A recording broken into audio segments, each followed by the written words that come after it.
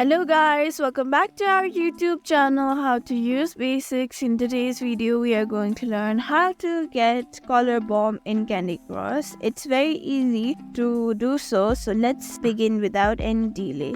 Open Candy Crush Saga, go to the level screen, then select the level you want to start. Before starting the level, you will see a screen where you can choose boosters. Select the color boom boosters. It looks like black candy with colorful sprinkle. Tap on the color bomb icon to select it. The game will display the number of color bomb you have currently. Click on the plus button. If you don't have any color bomb or want more, tap on the plus button next to the color bomb icon. This will open the game store. The store will display different packages or bundle that could include the color bomb and possibly other boosters. Select the package that suits your need. Price will vary depending on the number of boosters in the packet.